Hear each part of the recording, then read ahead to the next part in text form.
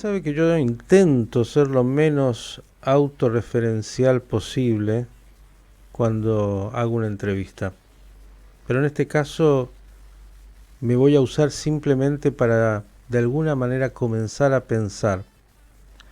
Me acerco a las 6 décadas y le cuento que hasta los 17 años, de manera continua y luego en distintos momentos, viví en Chile. Nací, estudié y le digo que hasta que partí, ahí la primera vez a los 17, el antisemitismo era un tema menor, absolutamente. Claro, sabíamos que algunos nazis habían llegado a Chile como a toda Sudamérica. Bueno, estaba la colonia Dignidad, que no tenía que ver con los judíos, pero que tenía que de alguna manera ser una representación de eso, pero el antisemitismo no se sentía, la verdad.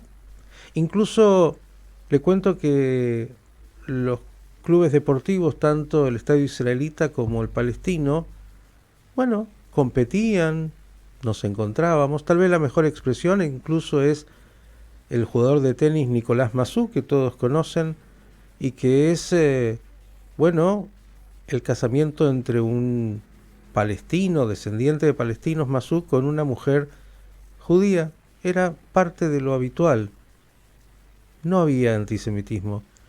Lo que hemos visto en el último tiempo, por ejemplo, manifestantes que impedían el ingreso al estadio israelita a manifestantes palestinos y otras tantas cosas, es algo que no se veía. Y entonces uno empieza a pensar qué pasó, porque claro, las cosas no pueden ser casuales. Hay un proceso que se ha ido dando, e interesantemente con la democracia, y sobre todo con una izquierda que ha permitido esto, sumado a los jóvenes descendientes de palestinos que se han radicalizado mucho más que sus padres y abuelos. Mire, otro que nació en esas tierras y lo puede él testimoniar, seguramente desde su lectura, de su visión, también estudió ahí, también se formó y luego se fue a vivir a Israel y seguro mira esto, es el querido profesor Mario Schneider, si usted sabe, profesor emérito de Relaciones Internacionales de la Universidad de Jerusalén. Querido Mario, ¿cómo estás? Un gusto de saludarte. Bien, estoy mejor ahora que me has adjudicado una profesura en Relaciones Internacionales cuando yo modestamente soy cientista político, pero, pero a veces me dedico también a las relaciones. Es verdad que históricamente eran parte del mismo departamento y que en la Universidad Hebrea, por una cuestión histórica personal, separaron en dos departamentos. Pero usted sabe, Pero sí, en Chile es lo mismo. claro, claro, exactamente, Y como claro, estoy hablando exactamente. de nuestro Chile, entonces me llevé por ahí. Bueno, Sí, sí, sí, sí, no, perfecto, no, aparte que es un honor, o sea, tener dos profesuras en vez de una, mejor, sí, tenés que digo yo. pedir que te paguen por la segunda también ahí No, no, no, no, es todo honorífico, no, aquí ah, no, no se paga nada. llegamos, lleno de honores estamos. Bueno, hice una Sí, introducción bastante autorreferencial y sí, larga. Yo no sé hasta dónde sí. compartís algo de lo que dije.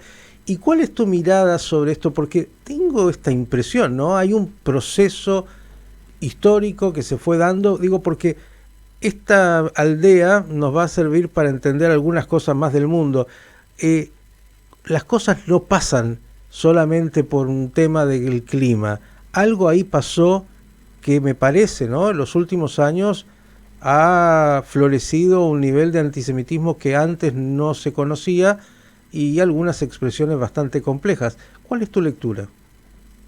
Bueno, primero yo debo decir que es verdad que en Chile hay hoy antisemitismo y mucho antisemitismo, pero no todo lo que confronta a la comunidad judía de Chile, la hoy pequeña comunidad judía de Chile, que es como la mitad de la que conocimos nosotros hace muchísimos años, o sea, menos de 20.000 personas de cualquier manera, es un fenómeno doble donde se mezcla el antisionismo con el antisemitismo y con antiisraelismo.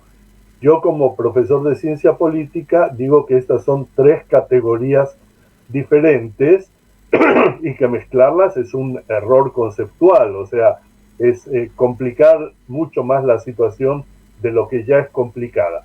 Tienes razón tú que en Chile hubo antisemitismo histórico, quizás el caso más famoso, que yo he escrito mucho sobre eso, es el Movimiento Nacional Socialista de Chile en los años 30, el famoso los nazistas con C, nazistas criollos en Chile, que veneraban la tradición mapuche también, o sea, una cosa muy complicada.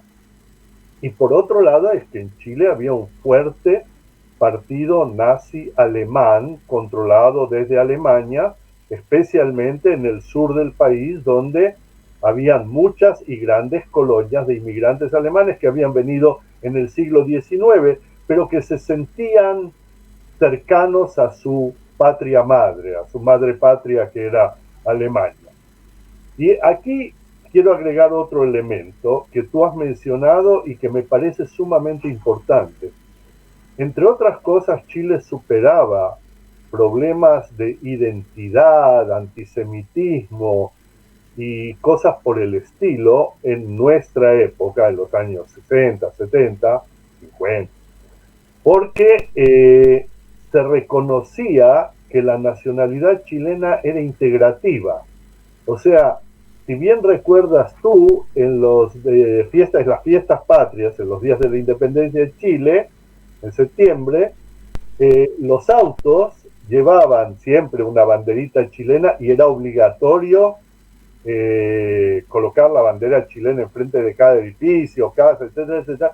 Pero en los autos la gente que provenía de distintas olas migratorias llevaba la banderita de su madre patria.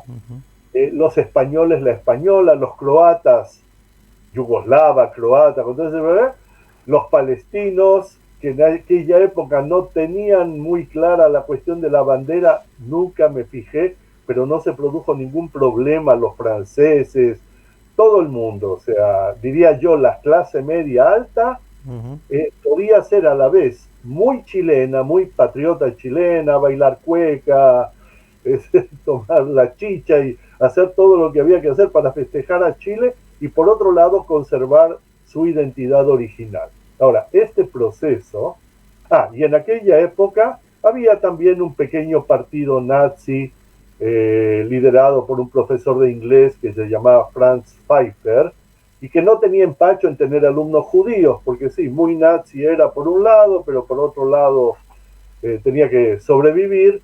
Y luego apareció un historiador chileno bastante notorio, Robertson, con fuertes tendencias místicas nazis, la Sociedad de Thule, e inclusive publicaron una revista de ese tipo en Chile ya hacia los años 70, y el personaje más importante en el antisemitismo chileno de aquella época era indudablemente Miguel Serrano. Era un gran escritor chileno que había sido embajador en la India y que era declaradamente nazista, o sea, nazi pro-alemán también, y tenía otra característica, Serrano, que era la cuestión mítica del nazismo, nuevamente, la sociedad de Thule, las relaciones entre el partido nazi en Alemania y Tibet, y cuestiones muy raras que él profundizó en la India y las trajo de vuelta a Chile y las siguió proclamando hasta el día en que murió, y a sus funerales asistieron nazis chilenos vestidos al estilo SS con los abrigos de cuero largos y saludaron y toda la parafernalia. Y la otra característica que existe hasta el día de hoy, déjame señalarla, porque parece folclórica, pero no es folclórica, es que todos los 5 de septiembre, que es el aniversario del golpe nazista contra el presidente Alessandri en 1938, todos los días seguidores del nazismo con C chileno siguen siguen reuniéndose en el monumento, en el cementerio general, en el monumento que hay a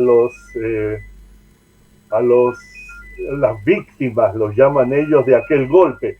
Las víctimas fueron aquellos que provocaron el golpe y que finalmente terminaron fusilados sin juicio.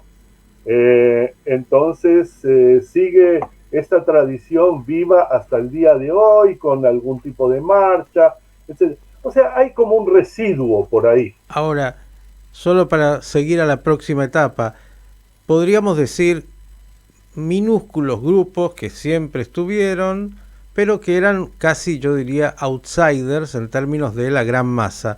La gran masa, tengo la impresión, el chileno medio, ni siquiera entendía de qué se trataba el nazismo, ¿no? El nazismo ni tampoco el antisemitismo era algo que tenía incorporado en su estructura, e incluso diría que por muchos años Israel fue muy ponderado por los chilenos y los gobiernos de turno, pero además de eso el chileno medio mirando sobre ese gran milagro de ese Estado judío en el Medio Oriente. Todo eso cambió y mutó absolutamente. Sí, tienes absoluta razón. Yo voy a tratar de explicar, no sé si mi explicación es válida o no, pero intentaré explicar qué sucedió. Es verdad que los grupos eran marginales y es verdad también que el antisemitismo católico en Chile, ¿no? El deicidio, etcétera, se fue ablandando y si quieres desapareciendo, porque la sociedad chilena era una sociedad que separó la política de la religión, pese a que había un partido demócrata cristiano, pero eran seculares, no eran gente que pertenecían a la iglesia. Entonces, como que hacia el fin de la democracia chilena en los años 60, no había un lugar político para el antisemitismo o el gran nazismo o lo que hubo en los años 30 con la gran crisis económica. Pero aquí sucedieron los grandes incidentes de la historia chilena. Uno fue la elección de Allende y el segundo fue el golpe militar del 73. Ahora, lo increíble en aquella época es que Allende mismo y la mayoría de sus ministros eran amigos de Israel. Porque si te recuerdas bien, Miguel, en aquella época, pese a que ya había pasado la guerra de los 6 días, Israel, por los kibutzim, por las estructuras corporativas, porque el Estado básicamente en Israel había creado y manejado la economía, era no solo víctima de un mundo árabe mucho más grande, sino que era muy popular ideológicamente. Y yo me recuerdo que cuando asumió el gobierno Salvador Allende, esto me lo han contado, yo ya no estaba en Chile, pero me lo han contado en forma detallada, enviaron aquí al presidente, al futuro presidente de Israel, Yitzhak Nabon, que había sido secretario de Ben Gurión, con su hermosa esposa en aquella época, Ofira Nabon, que había sido princesa de belleza de Israel. Y Allende, que tenía esas veleidades de caballero, diría yo, conquistador, se deshizo en halagos y en hablar tanto con él, pero especialmente con ella, y se le cayeron los aros y él recogió los aros del suelo y se los entregó, y toda una pequeña anécdota que demostraba que los niveles de cordialidad y amistad, que luego recibió delegaciones de Mapam, etcétera, etcétera, y hubo mucho mar de fondo allá con Israel positivo. Pero en ese momento ya influían en Chile otros dos factores que le jugaron mal a la comunidad judía y al antisemitismo en general. El primero era que renació una extrema derecha alrededor del movimiento Patria y Libertad, que era básicamente un movimiento antiizquierdista y que tenía características ideológicas fascistas bastante claras, y ahí prosperaba un cierto tipo de antisemitismo político que se manifestaba en publicaciones en las que se argumentaba el viejo argumento antisoviético, que Chile estaba siendo tomado desde adentro por los judíos chilenos favorables al régimen soviético, al régimen cubano. Nada más lejos de la realidad. O sea, sí, habían judíos chilenos comunistas, había habido un senador Natalio Bergman, habían Volodya Teitelboy, el gran senador comunista y escritor, era de origen judío, pero olvídate, de judíos no tenían nada, y los judíos en su gran mayoría, una parte se escapó de Chile cuando subió Allende, y otra parte trataban de sobrevivir sin hacer olas, o sea, manteniendo callados, pero eran acusados públicamente de ser ellos la punta de lanza de la revolución comunista en Chile. Es increíble y no tanto. Nos quedan 7 minutos y tu capacidad de síntesis va a ser toda. Después viene el golpe militar. Interesantemente, que y fíjate, en el golpe militar no hay política, se prohíben los partidos políticos. Entonces, el problema de que haya manifestaciones políticas antijudías está sumergido, está subsumergido. Y sí, hay relaciones con Israel, porque hubo un embargo de armas a Chile, entonces Israel se convirtió en un pequeño proveedor de armas del Pinochet, que enfrentaba a la Argentina, a Perú, a Bolivia, múltiples guerras. Y las relaciones durante la época de Pinochet, no había antisemitismo formal en las calles, no existía eso. Debo señalar, sí, que el problema con la comunidad palestina comenzó en los años 60, porque en Argentina llegó un representante de la Liga Árabe, llamado Hussein Triki, fue expulsado y se fue a Chile. Y en Chile él incidió en organizar la comunidad palestina en lo posible a favor de la identidad palestina y en lo posible contra Israel. Ahora, ¿cuál es el gran problema? Termina la dictadura, viene la democracia. La comunidad palestina en Chile es muy grande y es muy poderosa desde el punto de vista económico y desde el punto de vista político. Tienen una cantidad de diputados y senadores y se plantea el problema de la identidad en términos muy difíciles porque los palestinos en Chile son descendientes de cristianos, palestinos de Bet Yala, Bet Sahur y Belén, Betlehem. Y ellos teóricamente podrían tener un lugar en la OLP, porque hay otros cristianos en la OLP, pero por supuesto que no con los movimientos islamistas, que son los que siguieron expulsando palestinos de Belén, Bet Yala y Bet Sahur durante todos los años del gobierno israelí en Cisjordania. Sin embargo, esto ha sucedido y tú ya diste la primera puntada, que es que hay una disociación entre la antigua generación y la nueva generación de estudiantes, que es radical y es izquierdista. La antigua generación palestina en general no son izquierdistas, hay muchísimos empresarios que están contra la ley, pero tienen que pagarle a sus jóvenes generaciones de alguna manera, apoyándolos en esta cuestión de la identidad palestina. Lo ridículo e impensable es que hoy día en Chile como en Estados Unidos estos grupos de jóvenes progresistas se identifican con un movimiento islámico terrorista, que si tuvieran que vivir con él o en el territorio que jamás controlaba y no sabemos qué va a pasar en la Franja de Gaza, no resistirían 3 días, ninguno de ellos. No resistirían ni los homosexuales, ni las lesbianas, ni la gente cercana, ni al Partido Comunista, ni a cualquier grupo de izquierda. Incluye tú a quien quieras, hasta las máximas autoridades de Chile, no podrían estar allá porque ellos son vistos por el extremismo islámico como el anatema de la propia existencia del Islam. Claro que ellos no lo saben, no lo comprenden y no lo quieren entender. Yo tengo una excelente interpretación que le he copiado a Ian Buruma, el gran historiador hoy día norteamericano, pero no hay tiempo para explicarla. En otra ocasión. Bien, digo, lo que has dicho es tan claro, tampoco les importa lo que dijiste en eso de, bueno, no podrían, tampoco les importa comprenderlo. Ahora, hay este activismo palestino tan intenso, tan importante y hoy tan agresivo en Chile. ¿Qué pasa con el resto de la sociedad chilena, que en general miraba esto como un tema que no entendía, que no le preocupaba, que no le permeaba? Hoy parecería que también la sociedad chilena se ha acoplado a ese tenor. Les afecta tanto en las universidades como en todos los círculos intelectuales, extraacadémicos también de Chile, la prensa, etcétera, etcétera, hay muy altos niveles de identificación con la víctima.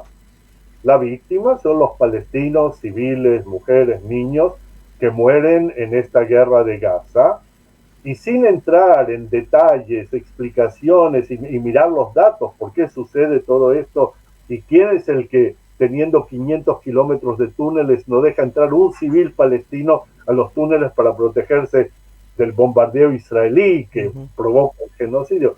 Bueno, ellos no entran en estos detalles y no quieren. Ellos tienen una traducción del libro de Ilan Pappé, de la limpieza étnica de Palestina. Ya en conferencias mías me han aparecido con el libro acusándome de todo lo que se puede acusar a un israelí. Yo lo único que digo es que hay otro problema, y el otro problema es que también dentro de los grupos judíos se asocia el sionismo, Israel y la comunidad, siendo que la misma comunidad judía de Chile, que es muy pequeña, es muy heterogénea. En Chile hay ultraortodoxos que son francamente antisionistas. En Chile hay judíos de izquierda como Volodya Teitelboy, en aquella época, que ya falleció, por supuesto, que siempre fueron antisionistas. Entonces, venir y decir que la comunidad judía de Chile es sionista y la comunidad no lo puede negar por un problema de amor propio, no se pueden disociar del sionismo, genera aún más problemas, porque gente con más o menos capacidad escriben artículos y siguen asociando lo uno con lo otro, y es como el que le están dando de comer a estas minorías violentas. Ahora, para cerrar, simplemente la vamos a seguir. Era muy importante este contexto que nos has dado histórico. Usted sabe que no hay nada que le venga bien al antisemita, por derecha, por izquierda. No, sabe usted, todos son lo mismo, y Israel y los judíos también, con lo cual es como lo anterior, no importa lo que hagan o no hagan, la realidad es la que tienen y la que tenemos. Querido Mario, como siempre, enorme placer, y qué importante poder pensar esto. La próxima vamos a atacar, si te parece, también lo que hace la política chilena con los gobiernos de centro, izquierda, izquierda, y qué es lo que eso ha permitido, porque claro, el gobierno, sobre todo de Boric, no es un gobierno cualquiera y ha tenido influencia en lo que está pasando, ¿no? No, es un gobierno muy anti-israelí. Boric mismo es anti-israelí, pero no es solo él. Es que hay que leer a Jan Buruma. ¿Por qué estudiantes de clase media alta, que se identifican con gente de clase baja y con víctimas en general, porque se sienten culpables dentro de su propia sociedad, terminan identificándose completamente con esta causa que no conocen, pero es una causa de víctimas? Jack Buruma, ya tenemos entonces, señor, una lectura obligada, porque lo que pasa en esa pequeña aldea insular del mundo pasa también en otros lados. Hay algo de eso que nos está diciendo el profesor Mario Schneider. Mario, un abrazo y mejores noticias, ojalá, que las esperamos y pronto. Ojalá, ojalá. El profesor... De tu boca a los oídos de Dios. Inshallah, inshallah, un abrazo. El profesor Mario Schneider con nosotros, profesor emérito de la Universidad de Jerusalén, para entender cómo se llega a ciertos procesos históricos. Queda pendiente mucho, sin duda, siempre. Por eso, mañana seguiremos pensando en las noticias.